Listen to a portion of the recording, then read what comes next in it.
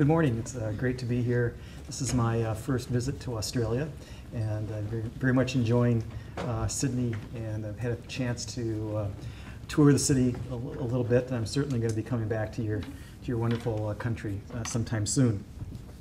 I'd like to open my comments by quoting the words of Secretary General of the United Nations, Mr. Ban Ki-moon, when he was presenting the International Year of the Cooperatives to the UN General Assembly.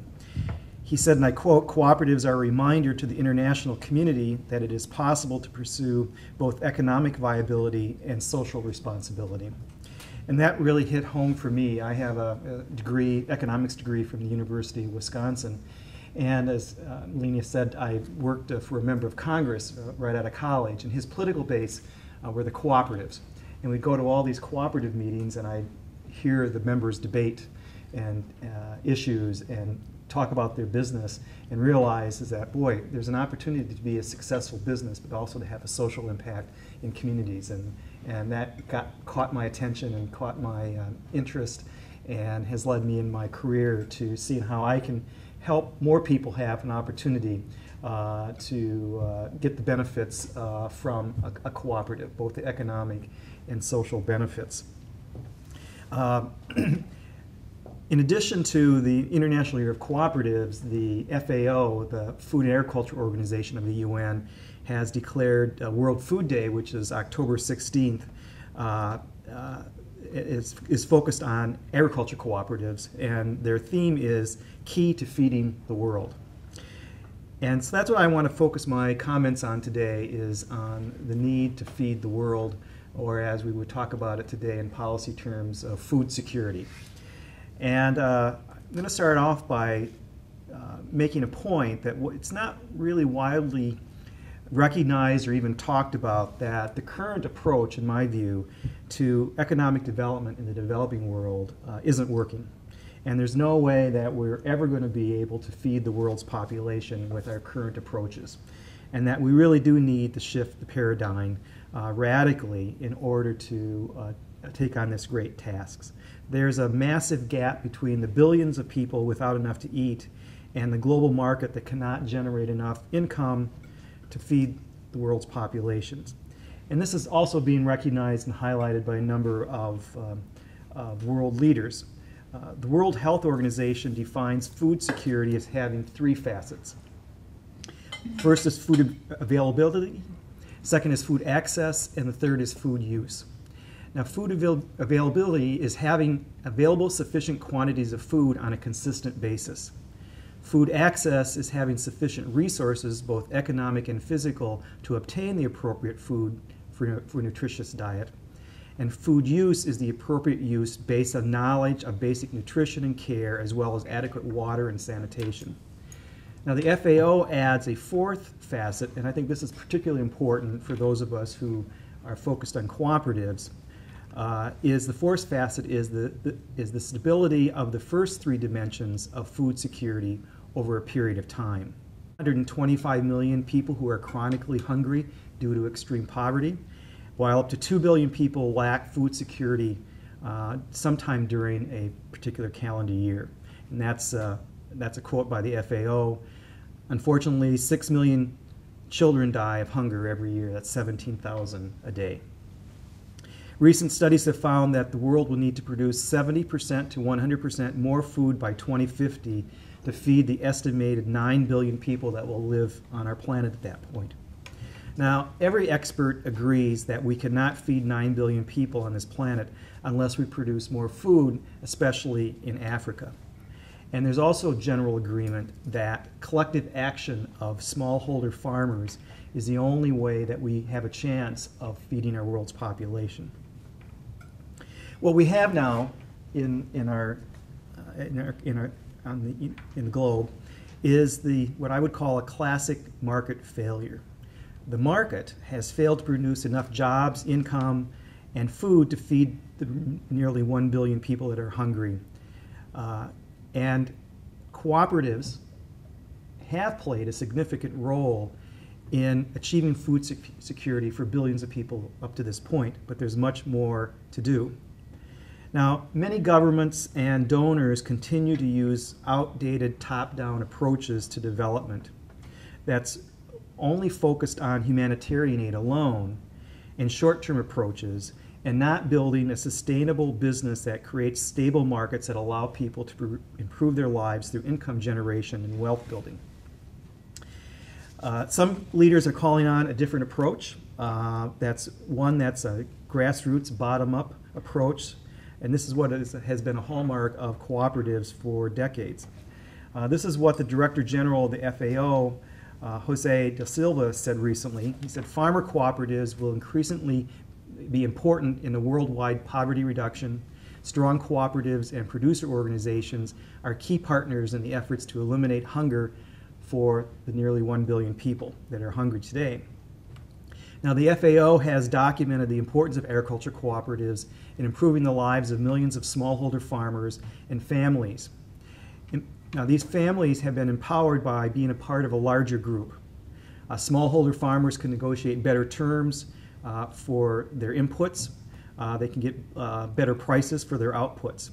And in many cases, the cooperative offers the prospect for the smallholder farmer to achieve the rights to their lands and better market opportunities. Now, most economic development assistance is provided directly from national governments to the developing world, or through multilateral organizations, or through private foundations. But I have observed that the current models that we are using have some inherent flaws, and I'd like to give you some examples that would demonstrate some of these flaws. The first is a top-down approach from a donor to a government in the developing world. Several years ago, I was in Mali and visiting a project that my previous organization was operating. And it was in an arid part of the country, and it was an irrigation project for rice. Before even construction of the irrigation process started, the work started to organize and form a cooperative that the farmers would own and control and manage this irrigation system. 3 years of work went into the development of the cooperative, another 2 years in creating the actual irrigation system that would be used. So it was a 5-year project. But at the end of the 5 years, the farmers who fully understood their responsibilities and their involvement in the cooperative and were hiring appropriate management to operate the irrigation system. The group that I was in, we also visited a project that was funded by another donor, and that the money was given directly to the government of Mali. The government hired a contractor to create the irrigation system, and the project was finished within 1 year, and the keys were handed over to the village. With no training, no work with the farmers to manage this irrigation system. The 1-year project was highlighted as a great success versus the 5-year project. In conversations with the donor community there, my question was, if we come back in 5 years or 10 years, which one of these irrigation systems is going to be running?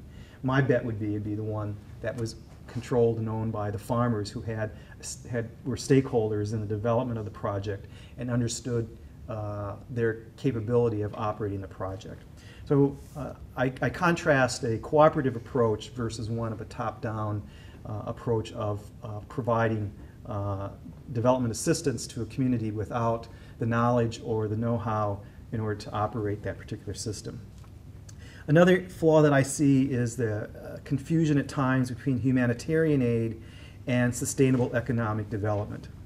The third area is a focus on short-term gains. Fourth area is a focus on infrastructure. The United States is in the business now of helping to rebuild Afghanistan. The first projects that our government initiated were the construction of warehouses that would be used by farmers to store produce and other products that they would be generating in order to get to market. And after the first 2 years, the Department of Defense could not understand why the farmers were not using these warehouses. Well, there was no transportation system involved. There was no processing that the farmers had access to. The Department of Defense thought that they were doing a great job by building warehouses, but didn't put in place the tools that the farmers would need to be able to access. So a focus on infrastructure to show some short-term results did not result in any long-term economic development. Another area that I think is a flaw is that many donors and governments use cooperatives and farmers associations as conduits to get money or assistance to farmers that are gifts and not investments in their farming techniques. Using these approaches often result in failed development projects and no real progress in raising incomes or building wealth.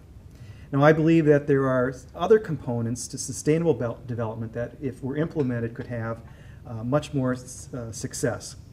First is that I think we have to recognize is that the development process, economic development, is a long-term development strategy, often taking decades in order to help people improve their lives. Second is these activities need to be controlled by the beneficiaries, by the people who are getting the benefit of the development dollars. Third is that there cannot be any government interference in these development activities, where governments will be using the development project to meet some other political or social need that they feel may be important. There needs to be a good business environment, the appropriate laws, technical assistance, financing that will allow sustainable economic development. There has to be access to markets, both locally and globally, and the projects need to be able to grow in size and be scalable, so that there's real impact over the long term. In order to address food security, again, I believe everybody understands that there must be a focus on Africa. But unfortunately, Africa is saddled with many broken markets and failed states. With the vast majority of African citizens holding small plots of land, unfortunately, they often lack access to finance or credit or access to the markets. There's a gap between the small-scale farmer and the global markets. Many policymakers are focused on getting these small-scale farmers to the global market in order to increase their income, but they don't have a clue or a strategy on how to fill that gap. I would argue that cooperative and mutual businesses have a track record around the world in developing appropriate techniques in order to take smallholder farmers to the market, whether it be national or local markets or national or global markets. There's more and more attention being put on food security. My own president, President Obama, has initiated the Feed the Future initiative and made a long-term commitment for food security. Prior to the G8 summit in Washington, D.C. earlier this year, President Obama, in his speech, identified cooperatives as a key to achieving food security in the developing world. I have a lot of confidence in cooperatives because, as I mentioned, I've been able to see both domestically and internationally the impact they have on the positive impact they have on people's lives. And this is because cooperatives are built on globally acceptable principles of sound democracy, a commitment to economic return to members on their trade and business, not to the size of their shareholding, and that these cooperative businesses have a wider social engagement. For nearly 2 centuries, cooperatives have helped to reduce conflict, build communities, build skills and expertise, develop local partnerships potential, and supporting especially women in positions of economic activity and leadership in their communities. All developed with the intellectual underpinnings of the value of collective endeavor in sustainable, member-owned local enterprises. Cooperatives have literally taken millions, and I would believe billions of people out of poverty with dignity by helping them build their own cooperative enterprises. The cooperative commitment to democratic and a social agenda is built on sound and successful member-owned businesses.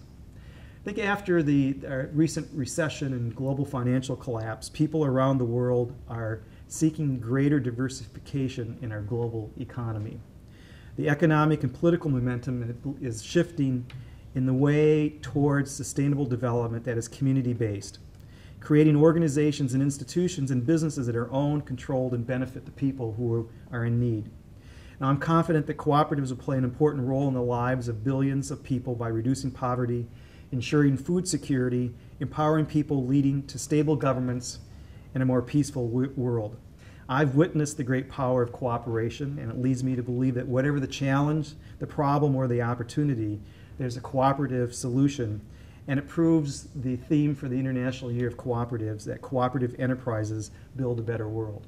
So I'm really happy to kind of share some of my thoughts, and would enjoy a dialogue and discussion about some of the things that I've commented on, or points that you would like to make, or questions you might have of me. So thank you very much.